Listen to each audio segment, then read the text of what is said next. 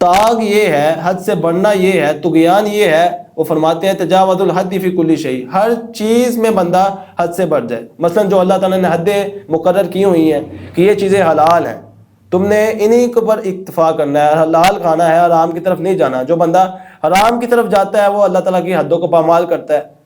تو جس طرح ریڑھ کی ہڈی پیچھے ہوتی ہے انسان کے، اسی طرح گناہ جو ہے وہ انسان کے پیچھے ہوتے ہیں۔ انسان ایک گناہ کرتا ہے، پھر دوسرا گناہ کرتا ہے، تیسرا گناہ کرتا ہے، یعنی گناہ انسان کے پیچھے لگ جاتے ہیں۔ سورہ نبا کی آیت نمبر 18 میں اللہ تعالیٰ فرماتے ہیں، یہاں سے قیامت کے کچھ احوال، یعنی روز قیامت کیا ہوگا اس کے احوال یہاں سے شروع ہو جاتے ہیں۔ اللہ تعالیٰ فرماتے ہیں وَيَوْمَ يُنْفَخُ فِي الصُّورِ فَتَأْتُونَ أَفْوَاجًا، یوم ينفخ فی الصور فتأتون افواجا، کہ جس دن سور میں پھونکا جائے گا، فتأتون افواجا، اور تم آؤ گے فوج در فوج، تم فوج در فوج چلے آؤ گے۔ یہ اس کا لفظی ترجمہ ہے، یعنی جس دن سور کو پھونکا جائے گا۔ بعض مفسرین نے لکھا ہے کہ سور 3 مرتبہ پھونکا جائے گا۔ یہ اہم بات ہے، یہ آپ لکھیں سب خواتین و حضرات، کہ سور جو ہے وہ 3 مرتبہ پھونکا جائے گا۔ پہلی مرتبہ نفخۃ الفزع، یعنی جب سور پھونکا جائے گا تو سب پر گھبراہٹ جو ہے وہ طاری ہو جائے گی، اور اس کی دلیل قرآن مجید میں ہے، سورہ نمل میں ہے۔ اللہ تعالیٰ فرماتے ہیں وَيَوْمَ يُنْفَخُ فِي الصُّورِ فَفَزِعَ مَن فِي السَّمَاوَاتِ وَمَن فِي الْأَرْضِ إِلَّا مَن شَاءَ اللَّهُ، کہ جس دن سور پھونکا جائے گا تو آسمان اور زمین میں جو کچھ ہوگا وہ سب جو ہے وہ گھبرا جائے گا، سب گھبرا جائیں گے، گھبراہٹ ان پر طاری ہو جائے گی، إِلَّا مَن شَاءَ اللَّهُ، مگر وہ گھبراہٹ سے بچا رہے گا جسے اللہ تعالیٰ چاہے گا۔ تو یہ نفخۃ الفزع، گھبراہٹ کے وقت جو ہے سور پھونکا جائے گا تو سب پر گھبراہٹ جو ہے وہ طاری ہو جائے گی، گھبراہٹ طاری کرنے کے لیے۔ اور اسی طرح دوسرا جو نفخۃ الصعق، یعنی بے ہوشی کی پھونک، جب سور پھونکا جائے گا سب بے ہوش ہو جائیں گے، یہ دوسری مرتبہ سور پھونکا جائے گا۔ اس کی دلیل بھی قرآن مجید میں ہے، سورہ زمر میں اللہ تعالیٰ فرماتے ہیں وَنُفِخَ فِي الصُّورِ فَصَعِقَ مَن فِي السَّمَاوَاتِ وَمَن فِي الْأَرْضِ إِلَّا مَن شَاءَ اللَّهُ، اور جس دن سور کو پھونکا جائے گا تو فَصَعِقَ مَن فِي السَّمَاوَاتِ وَمَن فِي الْأَرْضِ، اور جو کچھ آسمان میں ہوگا اور جو کچھ زمین میں ہوگا سب بے ہوش ہو جائیں گے، إِلَّا مَن شَاءَ اللَّهُ، مگر وہ جس سے اللہ تعالیٰ چاہے گا وہ بے ہوش نہیں ہوگا۔ اور اسی طرح تیسرا جو نفخہ ہے، تیسرا جب سور پھونکا جائے گا تیسری مرتبہ، اسے نام دیا گیا ہے نفخۃ البعث، یعنی دوبارہ زندہ ہونے کی پھونک۔ ایک تو ہے جب سور کو پھونکا جائے گا تو سب ڈر جائیں گے، سب گھبرا جائیں گے، اور دوسری مرتبہ جب سور پھونکا جائے گا تو سب بے ہوش ہو جائیں گے، مر جائیں گے۔ جب تیسری مرتبہ سور کو پھونکا جائے گا تو اللہ تعالیٰ فرماتے ہیں ثم نفخ فیہ اخری فاذا ھم قیام ینظرون، سب کھڑے ہو جائیں گے اور وہ دیکھ رہے ہوں گے۔ لیکن صحیح بات یہ ہے کہ سور 2 مرتبہ پھونکا جائے گا۔ صاعق کا لفظ یہ بے ہوشی اور موت دونوں پر بولا جاتا ہے، تو اس وجہ سے مفسرین نے لکھا ہے کہ صرف 2 مرتبہ جو ہے وہ سور پھونکا جائے گا، جس کا قرآن مجید میں ذکر ہے۔ ایک ہے کہ جب سور پھونکا جائے گا سب بے ہوش ہو جائیں گے، سب مر جائیں گے، اور جب دوسری مرتبہ سور کو پھونکا جائے گا تو سب کھڑے ہو جائیں گے۔ ایک سور پھونکنے کے بعد کتنا وقفہ ہوگا، اس کے وقفے کے متعلق حدیث میں آتا ہے، کائنات کے امام محمد رسول اللہ صلی اللہ علیہ وآلہ وسلم کی حدیث ہے، آپ نے فرمایا کہ ما بین نفختین 40، کہ 2 نفقوں کے درمیان 40 کا فاصلہ ہے۔ تو قال 40 یوما،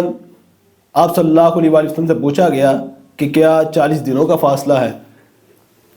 تو قال ابیت، آپ نے فرمایا کہ میں نہیں جانتا۔ قال 40 شہرا، کیا 40 مہینوں کا فاصلہ ہے؟ یعنی ایک سور اور دوسرے سور کے درمیان۔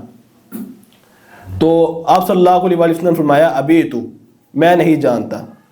قال 40 سنہ، پھر پوچھا گیا کہ یا رسول اللہ کیا 40 سالوں کا فاصلہ ہے؟ تو آپ نے فرمایا کہ ما ابیت، میں نہیں جانتا۔ پھر حدیث میں آتا ہے کہ ثم ينزل اللہ من السماء ماء، پھر اللہ تعالیٰ جب دوسری مرتبہ سور کو پھونکا جائے گا پھر اللہ تعالیٰ آسمان سے بارش برسائے گا۔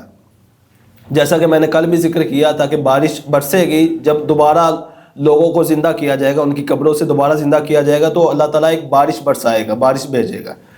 حدیث میں آتا ہے فَيَنْبُتُونَ كَمَا يَنْبُتُ الْبَقْلُ، لوگ جو ہے اپنی قبروں سے اگیں گے، لوگ اپنی قبروں سے اگیں گے، کائنات کی ماں فرماتے ہیں جس طرح بقلو پودے اگتے ہیں، جس طرح زمین سے پودے اگتے ہیں، اس طرح انسان جو ہے وہ قبروں سے اگیں گے، نکلیں گے باہر۔ لَيْسَ مِنَ الْإِنسَانِ شَيْءٌ إِلَّا يَبْلَى إِلَّا عَظْمًا وَاحِدًا وَهُوَ عَجْبُ الذَّنْبِ، کائنات کی ماں فرماتے ہیں کہ انسان کے جسم میں سے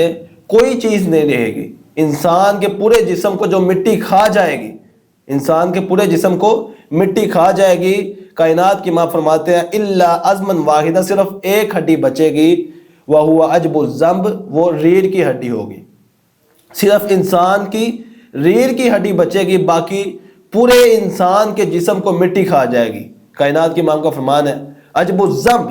صرف ریڑھ کی ہڈی بچے گی۔ اور یہاں جو حدیث میں لفظ استعمال ہوا ہے عجب الذنب، ریڑھ کی ہڈی، ذنب کہتے ہیں عربی زبان میں گناہ کو۔ جس طرح گناہ جو ہے پیچھے لگ جاتے ہیں، یعنی یہ ریڑھ کی ہڈی جس طرح پیچھے ہوتی ہے انسان کے، اسی طرح گناہ بھی انسان کے پیچھے لگ جاتے ہیں، یعنی ذنب، ریڑھ کی ہڈی کو بھی ذنب کہا گیا ہے اور گناہوں کو بھی ذنب کہا گیا ہے۔ تو جس طرح ریڑھ کی ہڈی پیچھے ہوتی ہے انسان کے، اسی طرح گناہ جو ہے وہ انسان کے پیچھے ہوتے ہیں۔ انسان ایک گناہ کرتا ہے، پھر دوسرا گناہ کرتا ہے، تیسرا گناہ کرتا ہے، یعنی گناہ انسان کے پیچھے لگ جاتے ہیں۔ تو حدیث میں آتا ہے وَمِنْهُ يُرَكَّبُ الْخَلْقَ يَوْمَ الْقِيَامَةِ، جب اللہ تعالیٰ بارش کو برسائے گا تو انسان اگیں گے، تو پھر اللہ تعالیٰ دوبارہ جو ہے وہ لوگوں کو، مخلوق کو جو ہے وہ قیامت کے دن جو پیدا کرے گا، اسے کھڑا کرے گا، لوگ پھر سب اللہ تعالیٰ کے سامنے جو ہے وہ کھڑے ہوں گے۔ یعنی رکبو یوم القیامہ، اللہ تعالیٰ جوڑا جوڑا کر کے دوبارہ انسانوں کو جو ہے وہ پیدا کرے گا۔ اسی طرح آگے سورہ نبا کی 19 نمبر آیت میں اللہ تعالیٰ فرماتے ہیں وَفُتِحَتِ السَّمَاءُ فَكَانَتْ أَبْوَابًا، یہ بھی جو قیامت کے احوال بیان کرتے ہوئے اللہ تعالیٰ فرماتے ہیں کہ آسمان کو کھولا جائے گا، وَفُتِحَتِ السَّمَاءُ، آسمان کو کھولا جائے گا، فَكَانَتْ أَبْوَابًا، پس وہ ہو جائے گا دروازے دروازے، آسمان دروازے دروازے ہو جائے گا۔ اب بھی آسمان میں دروازے موجود ہیں، آسمان میں ابھی بھی دروازے موجود ہیں، جیسا کہ سورہ اعراف کی آیت نمبر 40 میں اللہ تعالیٰ فرماتے ہیں ان الذین کذبوا بآیاتنا واستکبروا عنها لا تفتح لهم ابواب السماء ولا يدخلون الجنہ۔ کائنات کے امام محمد رسول اللہ صلی اللہ علیہ وآلہ وسلم کے اوپر حدیث میں نے آپ کو سنائی، اور یہاں اللہ تعالیٰ کا فرمان ہے کہ اللہ فرماتے ہیں کہ وہ لوگ جنہوں نے ہماری آیتوں کو جھٹلایا، ہماری نشانیوں کو جھٹلایا، وَاسْتَكْبَرُوا عَنْهَا،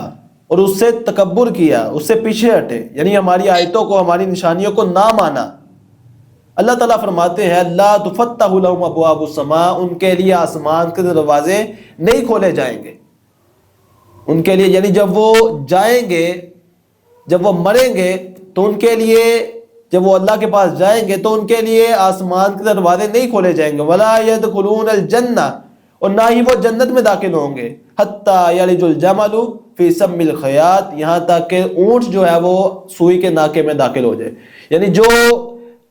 قیامت کا انکار کرنے والے ہیں، جو اللہ کے ساتھ شرک کرنے والے ہیں، اللہ کی آیتوں کو جھٹلانے والے ہیں، اللہ کی نشانیوں کو جھٹلانے والے ہیں، اللہ تعالیٰ کا واضح اعلان ہے کہ وہ جنت میں داخل نہیں ہو سکتے،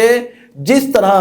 اونٹ کا سوئی کے ناکے میں داخل ہونا ناممکن ہے، اسی طرح جو اللہ کی آیتوں کو جھٹلاتے ہیں، قیامت کا انکار کرتے ہیں، بعث بعد الموت کا انکار کرتے ہیں، اللہ تعالیٰ فرماتے ہیں کہ وہ بھی جنت میں نہیں جا سکتے، ان کا بھی جنت میں جانا ناممکن ہے۔ وَكَذَلِكَ نَجْزِي الْمُجْرِمِينَ، اللہ فرماتے ہیں پھر ہم اسی طرح جو ہے مجرموں کو بدلہ دیتے ہیں۔ تو یہاں سے جو ہمارا محل استشہاد ہے وہ یہ ہے کہ اس آیت میں یہ واضح ہے کہ آسمان کے ابھی بھی دروازے موجود ہیں۔ اور اسی طرح جو حدیث جبریل ہے، بلکہ حدیث معراج میں واضح ذکر ہے کہ جب رسول اللہ صلی اللہ علیہ وآلہ وسلم کو جبریل امین علیہ السلام وہ آپ کو لے کے گئے آسمان دنیا میں، تو فاستفتح جبریل، تو جبریل علیہ السلام نے پہلے آسمان کا دروازہ کھٹکھٹایا، فقیلا، تو اندر جو فرشتہ تھا مامور تھا اپنی ڈیوٹی پر، اس نے دروازہ جب نوک کیا گیا تو پوچھا کہ فقیلا من انتا، کہ تم کون ہو؟ تو قالا جبریل، جبریل کہتے ہیں کہ جبریل، یعنی جبریل نے کہا کہ میں جبریل ہوں۔ قیلا ومن معک، تو جبریل سے پوچھا گیا کہ آپ کے ساتھ کون ہے؟ تو کہا کہ محمد صلی اللہ علیہ وسلم، میرے ساتھ محمد رسول اللہ صلی اللہ علیہ وآلہ وسلم ہے۔ قیلا ارسل الیہ قال نعم ففتح لنا، کہا کہ یہ وہی محمد صلی اللہ علیہ وسلم ہے جس کی طرف آپ کو بھیجا گیا تھا، یعنی انہیں لے کر آؤ۔ کہا کہ یہ وہی ہیں، تو پھر ففتح لنا، پھر کائنات کی ماں فرماتے ہیں کہ ہمارے لیے وہ دروازہ کھول دیا گیا، آسمان کا دروازہ کھول دیا گیا۔ اس حدیث سے بھی واضح ہوتا ہے کہ آسمان کے دروازے ابھی بھی موجود ہیں۔ تو جو اس آیت میں ذکر ہے، سورہ نبا کی آیت نمبر 19 میں جو ذکر ہے، وَفُتِحَتِ السَّمَاءُ فَكَانَتْ أَبْوَابًا، کہ آسمان کھولا جائے گا اور وہ ہو جائے گا دروازے دروازے، اس سے مراد قیامت کا جو معاملہ ہے، قیامت کا جو احوال ہے قیامت کے، یہ وہ مراد ہے۔ یعنی قیامت کے وقت آسمان اس طرح پھٹے گا جیسے وہ سارا کا سارا، سارے کے سارے دروازے ہوتے ہیں، یعنی دروازوں کی شکل اختیار کر جائے گا آسمان۔ اور یہ کیوں ہوگا، اور یہ پھٹنا آسمان کا کیوں ہوگا؟ تاکہ فرشتوں جو ہے وہ آسمان میں جو موجود ہیں فرشتے، وہ آسانی سے نیچے اتر آئیں، اس لیے جو ہے وہ آسمان کے دروازوں کو کھولا جائے گا، دروازے دروازے ہو جائے گا آسمان قیامت کے روز۔ اور اللہ تعالیٰ اس کا ذکر قرآن مجید میں بھی کرتا ہے۔ اللہ تعالیٰ فرماتے ہیں کہ یوم تشقق السماء بالغمام، کہ جس دن آسمان بادل کے ساتھ پھٹ جائیں گے، وَنُزِّلَ الْمَلَائِكَةُ تنزیلا، اور فرشتے لگاتار اتارے جائیں گے۔ یعنی اللہ تعالیٰ نے قرآن مجید میں بھی اس کا ذکر کیا ہے کہ آسمان جو ہے وہ پھٹ جائے گا، وَيَوْمَ تَشَقَّقُ السَّمَاءُ بِالْغَمَامِ، بادلوں کے ساتھ آسمان پھٹ جائے گا، وَنُزِّلَ الْمَلَائِكَةُ تنزیلا، پھر جب آسمان پھٹے گا دروازوں کی شکل اختیار کرے گا، پھر اس سے فرشتے جو ہیں وہ اتارے جائیں گے۔ تو آگے اللہ تعالیٰ فرماتے ہیں مزید قیامت کے احوال بیان کرتے ہوئے، اللہ تعالیٰ نے سورہ نبا میں فرمایا، سورہ نبا کی آیت نمبر 20 میں فرمایا وَسُيِّرَتِ الْجِبَالُ فَكَانَتْ سَرَابًا، قیامت جب قائم ہوگی تب یہ بھی عالم ہوگا کہ پہاڑوں کو چلا دیا جائے گا۔ پہاڑ جو ہے وہ زمین پر جو گاڑے گئے ہیں زمین کو محفوظ رکھنے کے لیے، تاکہ زمین ہلے نہ، زلزلے کا شکار نہ ہو، لیکن قیامت کا دن یہ ہوگا وَسُيِّرَتِ الْجِبَالُ فَكَانَتْ سَرَابًا، پہاڑ چلائے جائیں گے اور وہ سراب بن جائیں گے، فَكَانَتْ سَرَابًا، وہ سراب بن جائیں گے۔ سراب کہتے ہیں کہ وہ دوپہر کے وقت دور سے دیکھنے والے پانی کو سراب کہتے ہیں۔ مثلا اگر ریگستان میں اگر کوئی بندہ ہو تو اسے دور سے پانی نظر آتا ہے، لیکن وہ حقیقت میں پانی نہیں ہوتا، وہ سراب ہوتا ہے، تو سراب اسے کہتے ہیں۔ یعنی ریت کی طرح جو ہے وہ پہاڑ ہو جائیں گے، جس طرح وہ سراب ریگستان میں جس طرح سراب ہمیں نظر آتا ہے، یعنی ہوتی وہ ریت ہے اصل میں، لیکن وہ سراب کی طرح نظر آتا ہے۔ اسی طرح اللہ تعالیٰ فرما رہے ہیں کہ جو پہاڑ ہیں وہ ریت کی طرح ہو جائیں گے، ریت بن جائیں گے، مگر دور سے تو وہ پانی نظر آئے گا لیکن حقیقت میں کچھ نہیں ہوگا، وہ ریت کی طرح پہاڑ جو ہے وہ بن جائیں گے۔ آگے فرمایا ان جہنم کانت مرصادا، کہ بے شک جہنم کانت ہے مرصادا، گھات کی جگہ۔ اب یہاں سے جہنم اور اہل جہنم کے احوال شروع ہو جاتے ہیں۔ یہ آیت نمبر 20 تک اللہ تعالیٰ نے، یعنی آیت نمبر 18 سے لے کر آیت نمبر 20 تک، یعنی 3 آیتیں جو ہیں 18، 19، 20، ان 3 آیتوں میں اللہ تعالیٰ نے قیامت کے جو ہے احوال کو ذکر کیا، قیامت کے مختصر احوال کو ذکر کیا، اور آگے 21ویں آیت سے اللہ تعالیٰ نے جہنم اور اہل جہنم کے احوال کو شروع کر دیا۔ اللہ فرماتے ہیں کہ ان جہنم کانت مرصادا، بے شک جہنم کانت ہے مرصادا، گھات کی جگہ۔ گھات اس جگہ کو کہتے ہیں کہ جہاں کسی دشمن یا شکار پر قابو پانے کے لیے طاق لگائی جاتی ہے۔ مثلا ایک جگہ مقرر کر دی جاتی ہے، اس میں طاق لگائی جاتی ہے، یعنی طاق لگا کر بیٹھا جاتا ہے کہ جب دشمن آئے گا، جب شکار آئے گا اس پر حملہ کر دیا جائے گا، شکار آئے گا اسے شکار کر لیا جائے گا، دشمن آئے گا اس پر حملہ کر دیا جائے گا، یعنی طاق لگا کر ایک جگہ بیٹھ جانا، اسے گھات کہتے ہیں۔ تو اللہ تعالیٰ فرماتے ہیں ان جہنم کانت مرصادا، کتنی بڑی بات ہے کہ بے شک جہنم کانت ہے مرصادا، گاد کی جگہ، کہ جہنم گاد لگائے بیٹھی ہوئی ہے، یعنی وہ انتظار میں ہے کہ جب جو فساد کرنے والے ہیں، جو منکرین ہیں، قیامت کو جھٹلانے والے ہیں، جو دنیا میں فساد مچانے والے ہیں، اللہ تعالیٰ کی نافرمانی کرنے والے ہیں، وہ جہنم ان کا گاد لگائے بیٹھی ہوئی ہے کہ جب وہ مریں گے پھر جہنم میں جو ہے وہ داخل کیے جائیں گے، جب قیامت قائم ہوگی پھر وہ جہنم میں داخل کر دیے جائیں گے۔ یعنی جو ظلم کرنے والے ہیں، جو نافرمانی کرنے والے ہیں، وہ یہ مت سوچے کہ وہ مریں گے تو پھر ان کا کوئی حساب و کتاب نہیں ہوگا، ان سے پوچھا نہیں جائے گا۔ اللہ فرماتے ہیں اِنَّ جَهَنَّمَ كَانَتْ مِرْصَادًا، جہنم ان کا گاد لگائے بیٹھی ہوئی ہے، بے شک جہنم گاد کی جگہ ہے، یعنی جب وہ مریں گے تو وہ جہنم میں جو ہے وہ داخل کیے جائیں گے۔ آگے فرمایا لِلطَّاغِينَ مَآبًا، یہ سرکشوں کے لیے ٹھکانہ ہے، جہنم یہ سرکشوں کے لیے ٹھکانہ ہے۔ طاغین یعنی جو حد سے بڑھنے والے ہیں، حد سے تجاوز کرنے والے ہیں۔ طاغ کہتے ہیں، امام راغب الاصفہانی وہ لکھتے ہیں، یہ تعریف آپ لکھ لیں، وہ لکھتے ہیں الطغیان، الطغیان تجاوز الحد فی کل شیء، طاغ یہ ہے، حد سے بڑھنا یہ ہے، طغیان یہ ہے، وہ فرماتے ہیں تجاوز الحد فی کل شیء، ہر چیز میں بندہ حد سے بڑھ جائے۔ مثلا جو اللہ تعالیٰ نے حدیں مقرر کی ہوئی ہیں کہ یہ چیزیں حلال ہیں، تم نے انہی کے اوپر اکتفا کرنا ہے، حلال کھانا ہے، حرام کی طرف نہیں جانا۔ جو بندہ حرام کی طرف جاتا ہے وہ اللہ تعالیٰ کی حدوں کو پامال کرتا ہے۔ اسلام نے ایک حد مقرر کر دی ہے کہ تم نے نکاح کرنا ہے، زنا کی طرف نہیں جانا اور بدکاریوں کی طرف نہیں جانا۔ تو یہ اگر جو بندہ زنا کی طرف جاتا ہے تو پھر وہ حد سے تجاوز کر رہا ہے۔ تو اللہ تعالیٰ نے ہر چیز کی ایک حد رکھی ہے، اور جو حد سے تجاوز کرے گا، اللہ تعالیٰ کا واضح اعلان ہے للطاغین مآبا، جو حد سے بڑھنے والے ہیں، حد سے تجاوز کرنے والے ہیں، ان کے لیے اللہ تعالیٰ نے جہنم کو تیار کیا ہے۔ ان جہنم کانت مرصادا، واضح اللہ تعالیٰ کا اعلان ہے کہ جہنم گاد کی جگہ ہے۔ اور آگے فرمایا لابسین فیہا احقابا، لابسین فیہا احقابا، وہ جہنم میں کئی مدتوں رہیں گے۔ لابسین وہ رہنے والے ہیں، فیہا اس میں، احقابا کئی مدتوں، احقابا،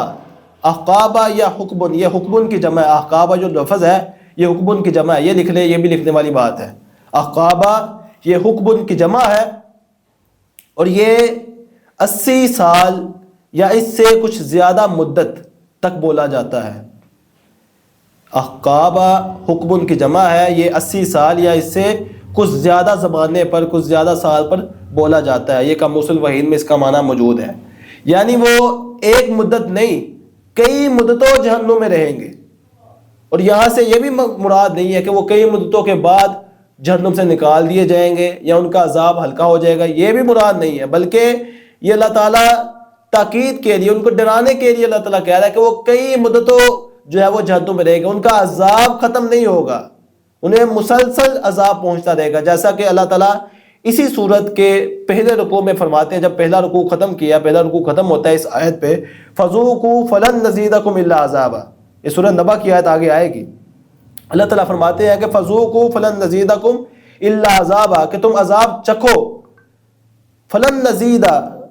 نَّزِيدَكُمْ إِلَّا عَذَابًا، تمہیں نہیں زیادہ کیا جائے گا مگر عذاب میں، یعنی تمہیں عذاب مسلسل ہوتا رہے گا، تمہارا عذاب کم نہیں ہوگا۔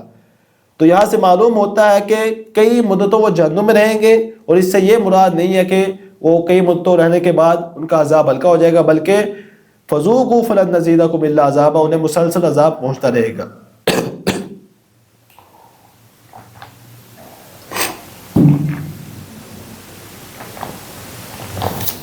اسی طرح آگے اللہ تعالیٰ فرماتے ہیں آیت نمبر 24 میں